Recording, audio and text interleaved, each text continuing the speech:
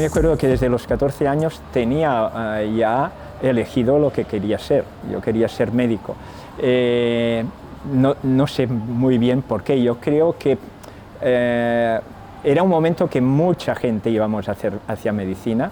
No sé si influidos por las series de televisión americanas, pero era como una vocación de solidaridad, etcétera, un ideal, ¿no? Un ideal de comprometerse con los otros. Yo creo que fue esta vocación más de servicio a los otros lo que me llevó a pensar que la medicina se trataba de esto, ¿no?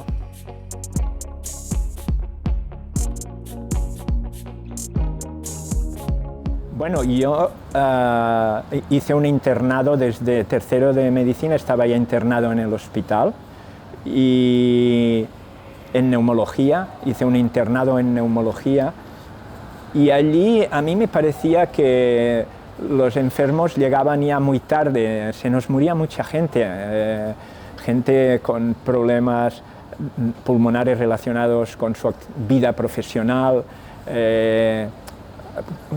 grandes fumadores que llegaban y se nos moría mucha gente y allí ya me empezó la inquietud de si no se debía prevenir antes este desarrollo tan abrupto hacia la muerte, gente que moría de enfermedades crónicas en edades relativamente jóvenes en aquellos momentos.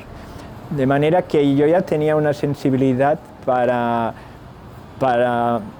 o sea, trabajar fuera del hospital. Creía que era fuera del hospital donde se podía curar con más intensidad, ¿no? Y en aquel momento yo coincidí con la inauguración de la medicina familiar y comunitaria.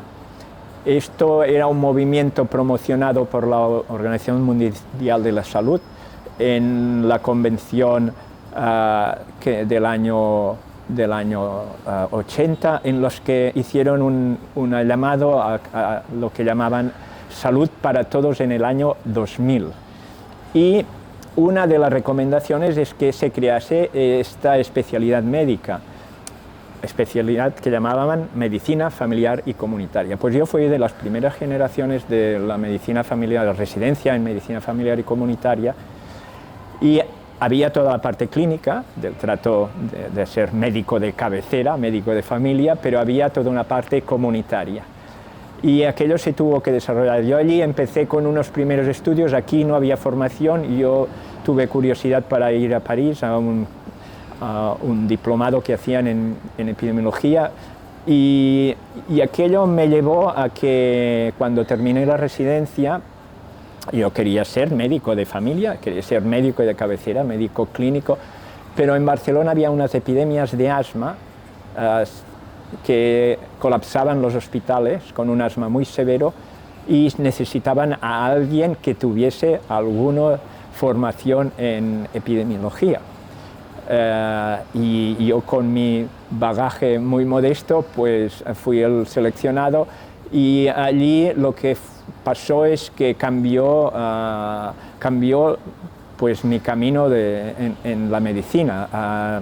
Descubrimos la causa de aquellas epidemias, se pudieron controlar aquellas epidemias y para mí fue muy impactante el hecho de que con una intervención en el puerto de Barcelona bastante sencilla, pues disminuyeron de una manera drástica, no solo desaparecieron las epidemias, sino que disminuyeron de una manera muy drástica las urgencias severas en los hospitales, es decir, que la ciudad dejó de tener asma muy grave por una intervención en el puerto. Entonces, para mí fue muy evidente que se pueden prevenir las enfermedades, ¿no?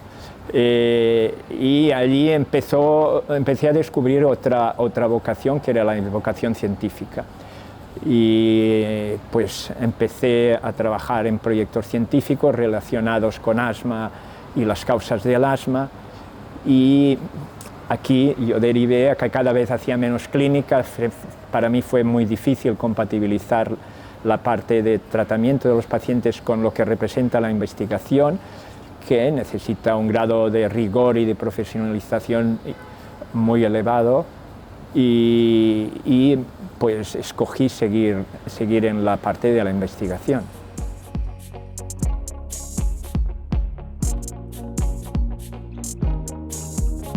Lo primero que me pasó a mí personalmente, y esta fue mi tesis doctoral, es que cuando hubo las epidemias de asma en Barcelona, que hemos de recordar que amenazaban la realización de los Juegos Olímpicos, no era para ser cualquier cosa.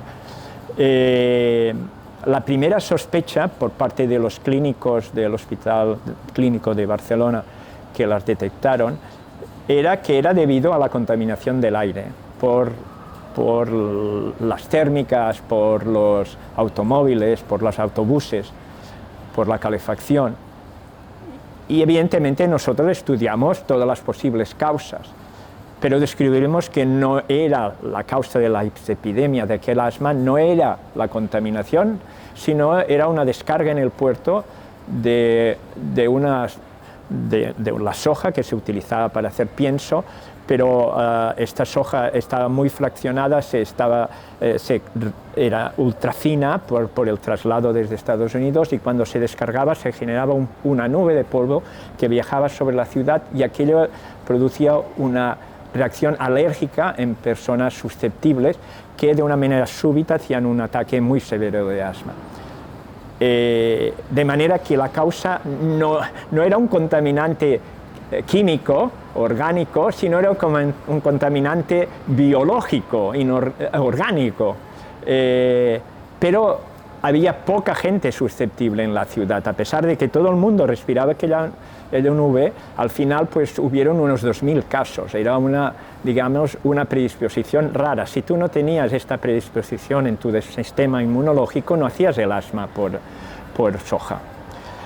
Pero lo que descubrimos es que la contaminación atmosférica, a pesar de que no se veía su efecto, como toda la población era susceptible, producía un impacto pequeñito día a día, no muy grande en pocos días, que a lo largo del año el número de casos que iban a urgencias por una agudización de su enfermedad pulmonar obstructiva crónica o por una reagudización de su asma, no un asma tan severo, pero que lo llevaba a urgencias, pero al cabo del año era más importante lo que hacía de una manera silente la contaminación atmosférica que lo que hacía de una manera explosiva la soja, la proteína que había en la cubierta de la soja.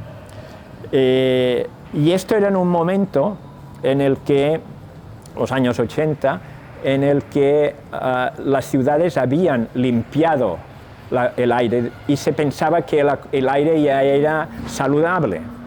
Desde los años 50, que había unas grandes catástrofes en la ciudad de Londres con miles de muertos por la calidad del aire, todas las ciudades habían renovado, por ejemplo, quitado el carbón de las calefacciones, habían renovado, quitado las industrias contaminantes fuera de las ciudades. Estamos en los años 80, había una creencia en Estados Unidos, en Inglaterra, en Europa, que el aire ya estaba suficientemente limpio, y aquellos descubrimientos, nuestros descubrimientos con el asma y la enfermedad pulmonar obstructiva crónica en urgencias, tuvieron un gran impacto, en el sentido de decir, vigilad que esto a lo mejor todavía es problemático.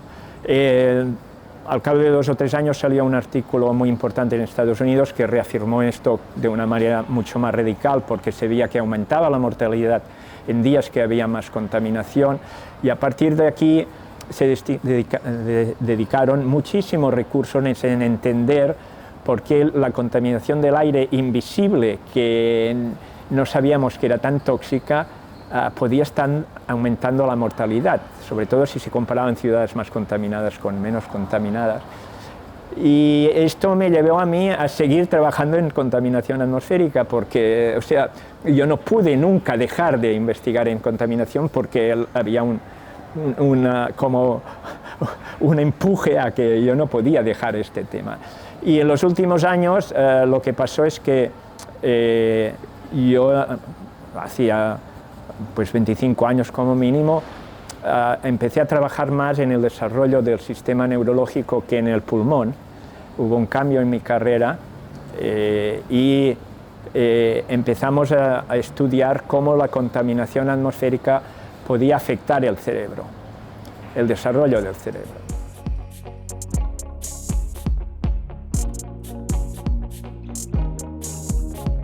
qué en niños precisamente? Esto viene de cuando nosotros estábamos estudiando los orígenes del asma, más allá de la contaminación y de la soja, era un paso posterior, y nos dimos cuenta de que los orígenes del asma se debían buscar al inicio de la vida. Nosotros estábamos haciendo estudios en jóvenes y en adultos jóvenes, y nos dimos cuenta que empezábamos demasiado tarde en buscar el origen del asma. Y esto luego nos llevó a pensar que también el desarrollo del cerebro, del sistema neurológico, pues tiene una gran explosión al inicio de la vida, durante el final del embarazo y los primeros años de vida. De hecho, el 90% de todo el desarrollo de nuestro cerebro, o sea, al final lo que aprendemos en la vida, el 90% de lo que el cerebro aprende y se estructura a partir de este aprendizaje se realiza en los primeros 4 años de vida.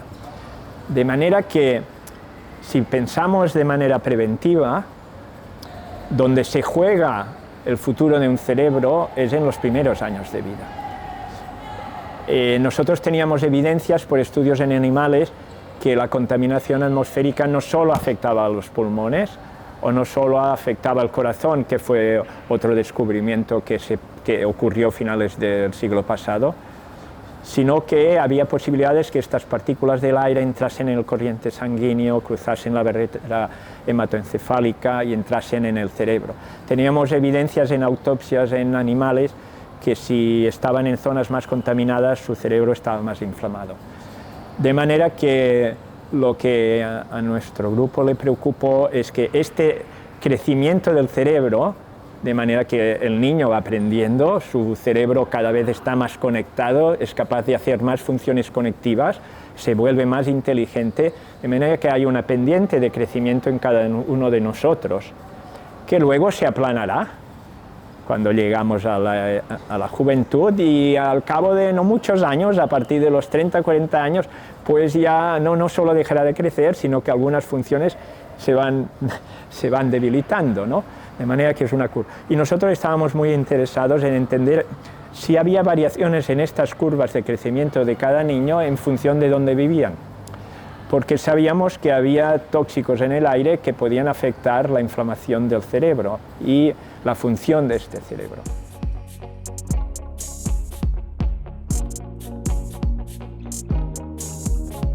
Claro, lo que nosotros descubrimos en estos estudios en escolares era que este crecimiento en funciones cognitivas, por ejemplo, hay una función en edad escolar que es muy importante, que es la memoria a corto plazo, es decir, una memoria que dura segundos en nuestro cerebro, que nos permite aprender y reaccionar, que no somos conscientes de esta memoria, pero nos permite esto resolver situaciones urgentes sin darnos cuenta. Y que incorpora muchísimas redes y áreas de nuestro cerebro y es de mayor complejidad de otras funciones. Y nosotros, con ordenadores y de manera repetida en estos niños, les medíamos estas funciones y cómo les iban creciendo con la edad, lo cual es natural. Pero veíamos que había una disminución en esta pendiente de crecimiento en niños que iban a colegios donde había más contaminación en el aire. O sea, la contaminación realmente afecta el crecimiento del cerebro, cómo este cerebro se estructura y cómo este cerebro funciona. Es decir, que hay una diferencia en las curvas de aprendizaje. ¿Esto se puede revertir? Pues no lo sabemos. No lo sabemos. De todas maneras, lo que sí que sabemos es que si un niño no se mueve de donde estaba y de este colegio contaminado, esto se irá reproduciendo durante toda su infancia y juventud, ¿no? Pero si un niño se mueve a una zona más limpia, no sabemos si hay lo que se llama un fenómeno de catch-up, de atrapar la curva que tenías que tener, ¿no?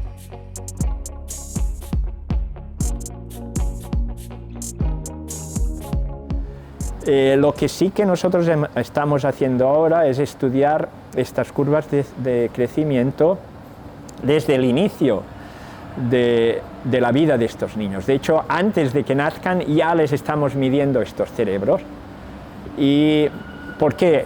Porque es al principio de la vida donde más crecen estos cerebros y donde, si hay un perjuicio en cómo se han estructurado estos cerebros y este perjuicio no se repara posteriormente, que podría ser, pues es donde hay más capacidad preventiva, donde si intervenimos para que estos embarazos pues ocurran en zonas menos contaminadas, estas guarderías estén en zonas menos contaminadas, o protegemos las guarderías, protegemos las mujeres embarazadas, pues el daño que evitamos es mucho mayor si se realizan estas intervenciones al inicio de la vida.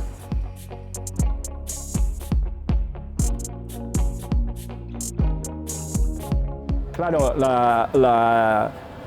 las soluciones no son fáciles, es un problema complejo, un problema que está relacionado también con la salud planetaria, porque tiene que ver también con los gases invernaderos que producen el cambio climático, tienen que ver con la descarbonización, pero en este momento tenemos suficiente evidencia para decir que los colegios, por ejemplo, deben estar protegidos de la circulación de los vehículos. Esto no es ninguna quimera. Existen ciudades que han enfrentado este problema ya de manera muy radical, y ciudades tan complejas como Londres o París.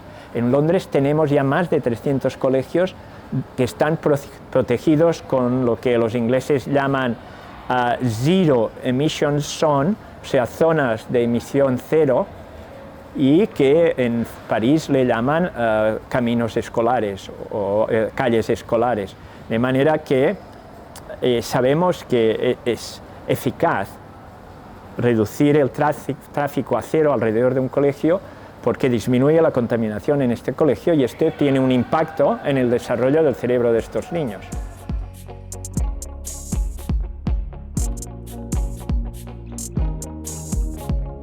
El IS Global fue la unión de dos centros de investigación, uno que se llamaba CRESIP, que era sobre salud internacional, y otro el CREAL, sobre salud ambiental, para crecer en lo que llamamos reserva brain power, o sea, para crecer en conocimiento y ser más eficientes. Y sí, con Josep María Antó y Manolis Coveminas nosotros fundamos el CREAL en el año 2003, a raíz de las olas de calor que hubo en Europa en el 2003, que mataron a casi 100.000 personas, que el verano del 2003.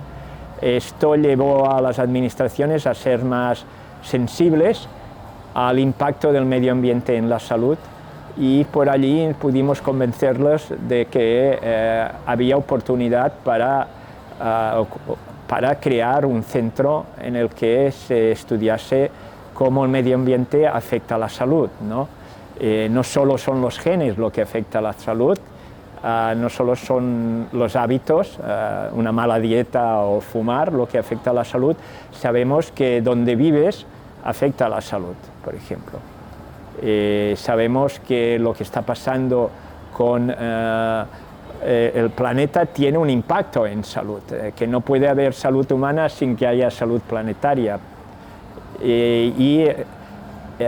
Este centro pues ha sido uno de los punteros en Europa en salud ambiental, y en este momento pues el IS Global es uno de los centros europeos punteros en este tema, ¿no?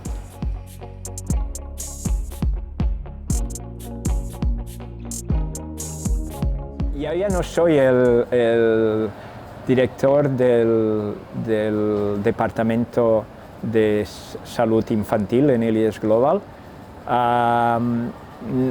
Yo creo que ya me ha llegado el tiempo de dejar pasar a otras generaciones a desarrollar pues, funciones que a mí me tocaron desarrollar en épocas, en unas edades que digamos más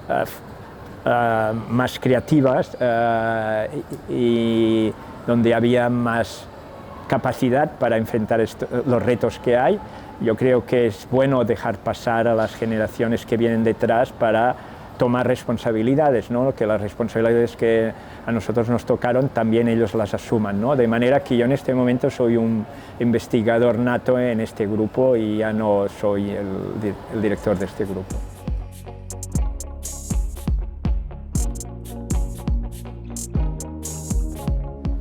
Bueno, claro, ha cambiado muchísimo, la tecnología avanza de una manera terriblemente rápida y esto impacta en nuestra capacidad de investigar.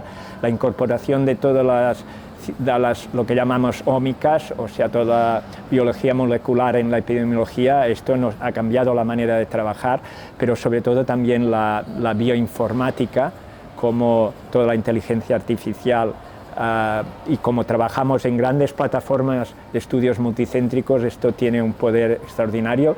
En este momento, la línea más importante de trabajo en IES Global es lo que llamamos exposoma, es decir, igual que en el genoma intentamos conocer todo el espectro genómico del cuerpo humano, también intentamos conocer todas las exposiciones ambientales, de las alimentarias a las radiaciones, etcétera, las químicas, las físicas, incluso exposiciones que tienen que ver con las condiciones sociales, etcétera. Esto le llamamos exposoma. Esto ha cambiado radicalmente la manera de trabajar. Y yo aquí ya, aunque me hubiese encantado estar trabajando en esta nueva era, sí que sois consciente de que ya me ha llegado tarde. Pero sí que en este momento todavía me queda analizar con detalle todo lo que hemos aprendido los últimos años, los estudios que hemos realizado los últimos años sobre el desarrollo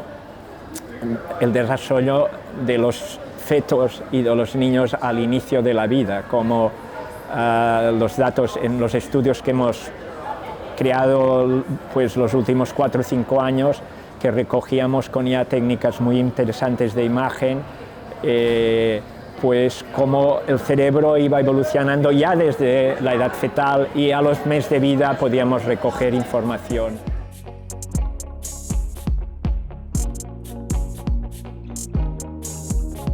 Bueno, esto fue 1 hora antes, el anuncio fue 1 hora antes de que se hicieran públicos, en aquel acto tan solemne.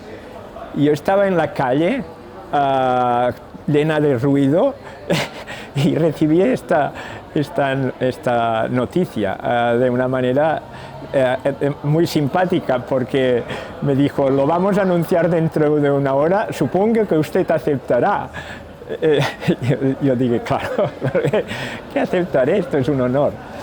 Lo que sí que me acuerdo es que me esperé 1 hora a que salieran publicados. Yo no me acuerdo a quién se lo dije por primera vez. No sé si sería al encargado de la comunicación de IES Global. Yo siempre he pensado que a quien hubiese llamado hubiese sido a mi madre, que siempre he pensado que los premios son para las madres, ¿no? Sí, bueno, y también para el equipo de trabajo, que son los que realmente pueden entender con un premio de una manera, digamos, plasmaria, pueden entender que el trabajo que están realizando tiene sentido, ¿no? Sí, con mi mujer, por suerte, no valora mucho estas cosas. Bueno, está bien, yo creo que está muy bien, porque digamos, sí, lo encuentra natural, digamos, ¿no? Es consustancial con el trabajo que uno hace.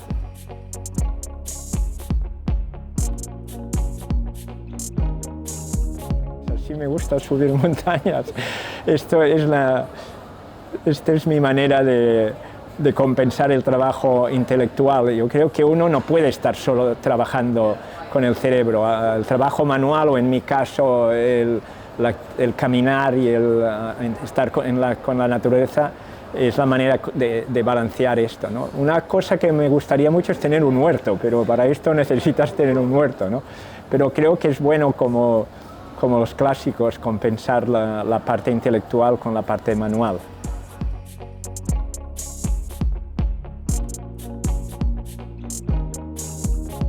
Claro, para mí recibir el premio en salud, el premio de investigación en salud pública y medicina clínica es un doble honor, no solo por el Jaume I, que seguramente son los premios más reputados en España en investigación, pero sobre todo porque, digamos, compañeros de la salud pública me han premiado en esta primera edición, ¿no? Cuando yo he sido un gran, digamos, mi vocación al final yo creo que ha sido en la investigación en salud pública y medicina preventiva, ¿no? Pues que se me haya reconocido mi trabajo, para mí ha sido un honor grandísimo. O sea que para mí ha sido muy, muy bonito no solo recibir el Jaume I, sino recibirlo de salud pública y que sea la primera vez. Esto sí, claro, me llena de orgullo, ¿no?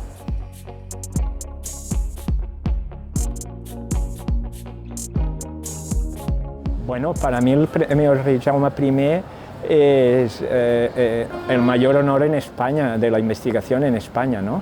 Que tus colaboradores, compañeros, pues te premien, pues quiere decir que has trabajado bien.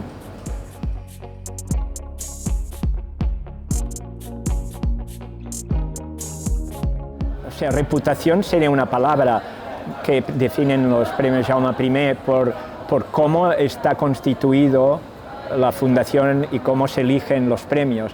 Para mí, validez, reputación, calidad serían palabras que definen el Jaume I.